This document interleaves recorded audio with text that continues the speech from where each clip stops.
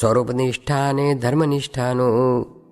સ્વામિનારાયણ હરે સંવત 1878 ભાદરવા સુધી 10મીને દિવસ સ્વામી શ્રી સહજાનંદજી મહારાજ શ્રી ગરડા મધ્યે દાદા ખાચરના દરબારમાં શ્રી વાસુદેવ નારાયણના મંદિર પાસે પાટ ઉપર વિરાજમાન હતા અને સર્વ શ્વેત વસ્ત્ર ધારણ કર્યા હતા અને પોતાના મુખારવિંદની આગળ મુનિમંડળ તથા દેશ દેશના હરિભક્તની સભા ભરાઈને બેઠી હતી.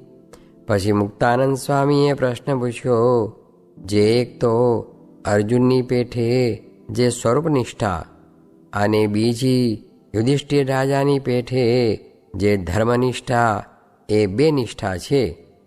તેમાંથી જે સ્વરૂપનિષ્ઠાનું બળ રાખે તેને ધર્મનિષ્ઠા મોડી પડી જાય છે, અને જે ધર્મનિષ્ઠાનું બળ રાખે તેને સ્વરૂપનિષ્ઠા મોડી પડી જાય છે. માટે એવો શો ઉપાય છે જે જેણે કરીને એ બેમાંથી એકે નિષ્ઠા મોડી ન પડે? પછી શ્રીજી મહારાજ બોલ્યા, જે પૃથ્વીનો અને ધર્મનો શ્રીમદ ભાગવતના પ્રથમ સ્કંદને વિશે સંવાદ છે, તેમાં એમ કહ્યું છે, જે સત્ય શૌચાદિક જે કલ્યાણકારી એવા 39 ગુણ તેણે યુક્ત ભગવાનનું સ્વરૂપ છે. માટે સર્વે ધર્મ ભગવાનની મૂર્તિને આધારે રહે છે. તે સારું ભગવાનને ધર્મધુરંધર કયા છે. અને વળી શ્રીમદ ભાગવતના પ્રથમ સ્કંદને વિશે શૌનકાદિક ઋષિએ સુત પુરાણીને પૂછ્યું છે, જે ધર્મના બખ્તરરૂપ એવા જે શ્રી કૃષ્ણ ભગવાન તે અંતર્ધાન થયા પછી ધર્મ કેને શરણે રહ્યો? માટે ધર્મ તે ભગવાનની મૂર્તિને જ આશરે રહે છે. તે સારું જે ભગવાનની મૂર્તિને વિશે નિષ્ઠા રાખે તેને ભગવાનનું સ્વરૂપ હૃદયમાં રહે, એટલે તેના હૃદયમાં ધર્મ પણ રહે. માટે જે સ્વરૂપનિષ્ઠા રાખે તેને ધર્મનિષ્ઠા સહેજ જ રહે, અને એકલી ધર્મનિષ્ઠા રાખે તો સ્વરૂપનિષ્ઠા મોડી પડી જાય છે. તે કારણપણા માટે બુદ્ધિવાન હોય તેને સ્વરૂપનિષ્ઠા જ દ્રઢ કરીને રાખવી, તો તે ભેળી ધર્મનિષ્ઠા પણ દ્રઢપણે રહેશે. પછી મુક્તાનંદ સ્વામીએ બીજો પ્રશ્ન પૂછ્યો, જે પંચવિષય જીતાય તે વૈરાગ્ય કરીને જીતાય છે કે કોઈ બીજો ઉપાય છે? પછી શ્રીજી મહારાજ બોલ્યા, જે વૈરાગ્ય હોય અથવા ન હોય, પણ જો પરમેશ્વરે કયા એવા જે નિયમ તેને વિશે ખબરદાર રહે તો પંચવિષય જીતાય છે. અને જો શબ્દ થકી વૈરાગ્ય કરીને વૃત્તિ પાછી વાળે તો ઘણો પ્રયાસ કરે તો પણ શબ્દ સંભળાય ખરો, અને કાનને બીડી લે તો સહજે શબ્દ સંભળાય નહીં. તેમજ અયોગ્ય પદાર્થને ત્વચાએ કરીને અડે નહીં તો સહેજે સ્પર્શ ચિતાય. તેમજ અયોગ્ય વસ્તુ હોય તેને નેત્રે કરીને જુએ નહીં તો સહજે રૂપ જીતાય. તેમજ જે સ્વાદુ ભોજન હોય તેને મેળાવી પાણી નાખીને જમે તથા યુક્ત આહાર કરે એટલે સહજે જ રસના જીતાય. તેમજ અયોગ્ય ગંધ હોય ત્યાં નાકને બીડી લે તો સહજે ગંધ જીતાય. એવી રીતે નિયમે કરીને પંચવિષય જીતાય છે. અને જો નિયમમાં ન રહે તો ગમે તેવો વૈરાગ્યવાન હોય તથા જ્ઞાની હોય પણ તેનો ઠાર રહે નહીં. માટે વિષય જીત્યાનું કારણ તો પરમેશ્વરના બાંધેલા જે નિયમ તે જ છે. તેમાં પણ મંદ વૈરાગ્યવાળાને તો નિયમમાં રહેવું એ જ ઉગર્યાનો ઉપાય છે. જેમ માંદો હોય તે કરી પાળીને ઔષધ ખાય તો જ નિરોગી થાય. પછી અખંડાનંદ સ્વામીએ પૂછ્યું છે, માંદાને તો કરીનો નિયમ હોય, જે આટલા દિવસ જ કરી રાખવી, તેમ કલ્યાણના સાધનનો પણ કોઈ નિયમ છે કે નથી? પછી શ્રીજી મહારાજ બોલ્યા, જેને શ્રદ્ધા મંદ હોય તેને તો ઘણેક જન્મે કરીને સાધનની સમાપ્તિ થાય છે. તે ભગવદ્ ગીતામાં કહ્યું છે, જે અનેક જન્મ સંસિદ્ધ તતો યાતિ પરામ ગતિમ.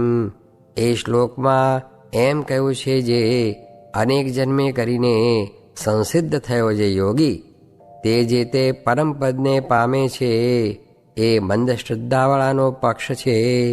અને જેને બળવાન શ્રદ્ધા હોય તે તો તત્કાળ સિદ્ધ થાય છે. તે પણ ગીતામાં કહ્યું છે, શ્રદ્ધાવાન લભતે જ્ઞાનમ તત્પરઃ સંયતેન્દ્રિય જ્ઞાનમ લબ્ધ્વા પરામ શાંતિમ અચિરેણાધિગચ્છતિ. એ શ્લોકનો એમ અર્થ છે, જે નિયમમાં છે ઇન્દ્રિયો જેના, અને શ્રદ્ધાવાન એવો જે પુરુષ તે જ્ઞાનને પામે છે, ને જ્ઞાનને પામીને તત્કાળ પરમપદને પામે છે. માટે જે અતિશય શ્રદ્ધાવાન હોય તેને વહેલી સાધનની સમાપ્તિ થાય છે. અને જેને મંદ શ્રદ્ધા હોય તેને તો અનેક જન્મે કરીને સાધનની સમાપ્તિ થાય છે. જેમ કોઈક પુરુષ કાશીએ જતો હોય ને તે આખા દિવસમાં 2 ડગલા ચાલતો હોય, તેને તો કાશીએ જતા બહુ દિવસ લાગે. અને જે 20 ગાંવ ચાલવા માંડે તે તો અહીંથી કાશીએ થોડાક દિવસમાં પહોંચે. તેમ જેને શ્રદ્ધા બળવાન છે તે તો હમણાં તરત સત્સંગી થયો હોય તો પણ અતિશય સરસ થઈ જાય છે. અને જેને શ્રદ્ધા મંદ હોય તે તો ઘણા કાળથી આ સત્સંગી થયો હોય તોય પણ લોચો પોચો રહે છે. પછી શ્રી ગુરુચરણતાનંદ સ્વામીએ પૂછ્યું, છે જ્યારે મંદ શ્રદ્ધાવાળાનું અનેક જન્મે કલ્યાણ થાય ત્યારે ત્યાં સુધી તે ક્યાં રહેતો હશે? પછી શ્રીજી મહારાજ બોલ્યા, જે સુંદર દેવલોક હોય ત્યાં જઈને તે રહે છે. અને જ્યારે એ ભગવાનનું ધ્યાન કરતો ત્યારે ભક્ત ભગવાન સામું જોતો ત્યારે ભગવાન પણ તે ભક્ત સામું જોતા. પછી ભગવાનનું ધ્યાન કરતા થકા જે વિષયનું એણે ચિંતન કર્યું હતું અને જે વિષયમાં એ ભક્તને હેત હતું તે ભગવાન સર્વે નજરે જોઈને અને એ દેહ મૂકે ત્યારે એને જેવા ભોગ વહાલા છે તેવા ભોગ જે લોકમાં છે તે લોકમાં એ ભક્તને પહોંચાડે છે. અને કાળને એમ આજ્ઞા કરે છે, જે એ ભક્તના ભોગને તું ખંડન કરીશમાં. માટે તે નિરંતર દેવલોકમાં રહ્યો થકો ભોગને ભોગવે છે. પછી મૃત્યુલોકમાં આવીને અનેક જન્મે કરીને મોક્ષને પામે છે. પછી અખંડાનંદ સ્વામીએ બીજો પ્રશ્ન પૂછ્યો, છે તીવ્ર શ્રદ્ધાવાન પુરુષના શા લક્ષણ છે? પછી શ્રીજી મહારાજ બોલ્યા, છે જેને તીવ્ર શ્રદ્ધા હોય તેને જ્યારે ભગવાનને દર્શને આવવું હોય અથવા ભગવત કથા વાર્તા સાંભળવી હોય તથા ભગવાનની માનસી પૂજા કરવી હોય ઇત્યાદિ જે ભગવાન સંબંધી ક્રિયા તેને કર્યા સારું. સ્નાનાદિક જે પોતાની દેહ ક્રિયા તેને અતિશય ઉતાવળો થઈને કરે. અને કાગળ લખીને અમે કોઈક વર્તમાન ફેરવ્યું હોય તો તેને કરવાને અર્થે પણ આકડો થઈ જાય. અને મોટો માણસ હોય તો પણ ભગવાનના દર્શન સારું બાળકની પેઠે અકળાઈ કરવા માંડે. એવા જેના લક્ષણ હોય તેને તીવ્ર શ્રદ્ધાવાન જાણવો.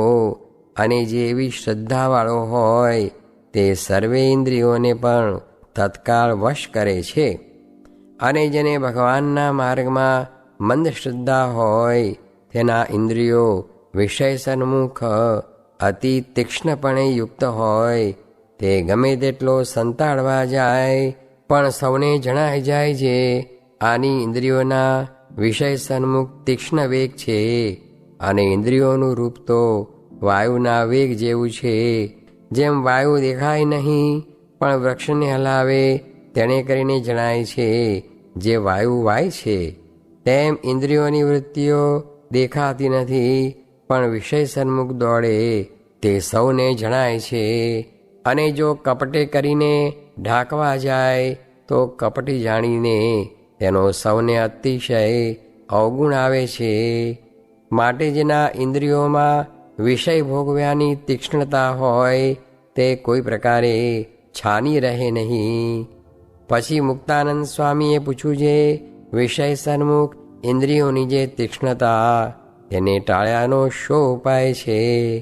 પછી શ્રીજી મહારાજ બોલ્યા, જે ઇન્દ્રિયોની તીક્ષ્ણતાને ટાળ્યાનો એ જ ઉપાય છે જે પરમેશ્વરે ત્યાગીના અને ગ્રહસ્થના જે નિયમ બાંધ્યા છે તેમાં સર્વે ઇન્દ્રિયોને મરડીને રાખે તો સહેજે જ ઇન્દ્રિયોની તીક્ષ્ણતા મટી જાય અને શ્રોત્ર, ત્વક, ચક્ષુ, રસના અને ઘ્રાણ એ પાંચે ઇન્દ્રિયોને જ્યારે કુમાર્ગમાં ન જવા દે ત્યારે ઇન્દ્રિયોના આહાર શુદ્ધ થાય છે. તે કેડે અંતઃકરણ પણ શુદ્ધ થાય છે. માટે વૈરાગ્યનું બળ હોય અથવા ન હોય તો પણ જો ઇન્દ્રિયોને વશ કરીને પરમેશ્વરના નિયમમાં રાખે તો જેમ તીવ્ર વૈરાગ્ય કરીને વિષય જીતાય છે તે થકી પણ તે નિયમવાળાને વિશેષે વિષય જીતાય છે. માટે પરમેશ્વરના બાંધેલ જે નિયમ છે તેને જ અતિ દ્રઢ કરીને રાખવા. પછી વળી અખંડાનંદ સ્વામીએ પૂછ્યું, જે જેને મંદ શ્રદ્ધા હોય તેને શ્રદ્ધા વૃદ્ધિ કેમ પામે? પછી શ્રીજી મહારાજ બોલ્યા, જે જો ભગવાનનું મહાત્મ્ય જણાય તો મંદ શ્રદ્ધા હોય તે પણ વૃદ્ધિને પામે. જેમ પાણી પીવાનું વાસણ મૃતિકાનું હોય તેમાં સહેજે જ પ્રીતિ થાય નહીં, અને તે પાત્ર જો સુવર્ણનું હોય તો તેમાં સહેજે જ પ્રીતિ થાય. તેમ ભગવાનનું તથા ભગવાનની કથા કીર્તનાદિકનું મહાત્મ્ય જણાય તો સહજ સ્વભાવે જ ભગવાનમાં તથા કથા કીર્તનાદિકમાં શ્રદ્ધા વૃદ્ધિ પામે છે. માટે જે પ્રકારે ભગવાનનું મહાત્મ્ય સમજાય તે ઉપાય કરવો. ને જો એ ઉપાય કરે તો શ્રદ્ધા ન હોય તો પણ શ્રદ્ધા થાય છે, અને જો મંદ શ્રદ્ધા હોય તો તે વૃદ્ધિને પામે છે. ઇતિ વચનામૃતમ. એ રીતે ગરડા મધ્ય પ્રકરણનું 16મું વચનામૃત જે તે થયું. ચિંતામણી કાંઈ રૂપાળી ન હોય તેમ ભગવાનને સાધુ પણ મનુષ્ય જેવા જ હોય, પણ એ દિવ્ય છે ને કલ્યાણકારી છે ને મનુષ્યનું દેહ ચિંતામણી છે. સ્વામિનારાયણ હરે સ્વામીએ વાત કરી, જે આ વાતું તો અનંત સંશયને છેદી નાખે એવી પુરુષોત્તમ ભગવાનની છે. દેહને પોતાનું રૂપ માને તો એમાં બધાય દુઃખ રહ્યા છે, ને દેહને ન માને તો તેમાં દુઃખ જ નહીં. ને શાસ્ત્રમાં બહુ પ્રકારના શબ્દ છે તે સાંભળીને ભ્રમી જવાય છે, ને માથું ફરી જાય છે, ને બ્રહ્મરૂપ મટીને દેહરૂપ મનાઈ જાય છે. અને શાસ્ત્રમાં તો બધાય શબ્દ સરખા હોય નહીં, બે આમ હોય ને બે આમ હોય, પણ એક ધારા હોય નહીં. ને જ્ઞાન થયું તે કેનું નામ? જે શાસ્ત્ર સાંભળીને તથા કોઈની વાતે કરીને અંગ ફરી જાય નહીં તે પાકું જ્ઞાન કહેવાય. સ્વામિનારાયણ સ્વામીએ વાત કરી, છે હરિભક્ત આગળ વાતું કરવાની આજ્ઞા કરી કે વાતું કરજો. તે વાતું તે શું? જે સ્વામિનારાયણ ભગવાન છે, સ્વામિનારાયણ ભગવાન છે એમ વાતું કરજો. સ્વામિનારાયણ સ્વામીએ વાત કરી, છે ભગવાનને જેની કસર ટાળવી હોય તેને આ લોકમાં જન્મ ધરાવીને અજ્ઞાની કરી નાખે, ને તે અતિ દીન થઈ જાય, ને તેને પછી એવું થાય જે મારું કલ્યાણ શી રીતે થશે એવું કરાવીને કસર ટળાવે. સ્વામિનારાયણ સ્વામીએ વાત કરી, છે જો રુચિ સારી બંધાણી હોય ને વિષયમાં તણાતો હોય પણ તેમાં રુચિનું બળવાનપણું હોય તો કસર ટળાવે, ને વાસના બળવાન હોય તો વિષય આપે ને અંતે તો મુકાવે. અને મોટા આગળ જે ધર્મમાં શિથિલ હોય તે સર્વે દબાય કે નહીં તેનો ઉત્તર કર્યો, જે દૈવી હોય તે દબાય અને આસુરી હોય તે ન દબાય. સ્વામિનારાયણ હરે સ્વામીએ વાત કરી, છે એક હરિજને 4-5 વચનામૃત વાંચ્યા. તે વચનામૃતના નામ પ્રથમનું 23 ને મધ્યનું 30 ને 45 ને અમદાવાદનું બીજું ને ત્રીજું. ત્યારે સ્વામી બેઠા થઈને બોલ્યા, જે આ વચનામૃત તો જાણે સાંભળ્યા જ નહોતા એમ કહીને બોલ્યા, જે ફરીથી વાંચો. ત્યારે ફરીથી વાંચ્યા. ત્યારે સ્વામી બોલ્યા, જે આ વચનામૃત સાંભળતા એમ જણાણું જે કોટી કલ્પ સુધી એમ કર્યા વિના છૂટકો નથી. તે આપણે તો કર્યા વિના છૂટકો નથી, પણ આચાર્ય હોય કે ભગવાનનો પુત્ર હોય કે ઈશ્વર હોય કે નાના મોટા ભગવાન હોય, પણ એમ કર્યા વિના છૂટકો નથી. કેમ જે એ પણ મહારાજનો મત છે. તે ઉપર મહારાજના કહેલા શ્લોક બોલ્યા, જે નિજાત્માનમ બ્રહ્મરૂપમ દેહત્રય વિલક્ષણમ વિભાવ્ય તેન કર્તવ્યા ભક્તિ કૃષ્ણસ્ય સર્વદા બ્રહ્મભૂત પ્રસન્નાત્મા ન શોચતી ન કાંક્ષતી સમઃ સર્વેષુ ભૂતેષુ મદભક્તિમ લભતે પરામ પરિનિષ્ઠિતોપી નિર્ગુણ્યે ઉત્તમ શ્લોકલીલયા ગૃહિત ચેતા રાજર્ષે આખ્યાનમ યદધીતવાન આત્મા રામાશ્ચ મુનયો નિર્ગ્રંથા અપ્યુરુકમે કુર્વંતે હિ તુકીમ ભક્તિમ ઇત્થમ ભૂતગણો હરિ. એવા ઘણા શ્લોક બોલીને કહ્યું, જે આવો થાય ત્યારે તેના હૃદયમાં ભગવાન નિવાસ કરીને રહે છે. પછી એક હરિજન સામું જોઈને બોલ્યા, જે તમારે મૂર્તિ તો છે, પણ મંદિર વિના પધરાવશો ક્યાં? માટે ભગવાન પધરાવા હોય તો આમાં કયું એવું મંદિર કરવા શીખો તો ભગવાન રહે.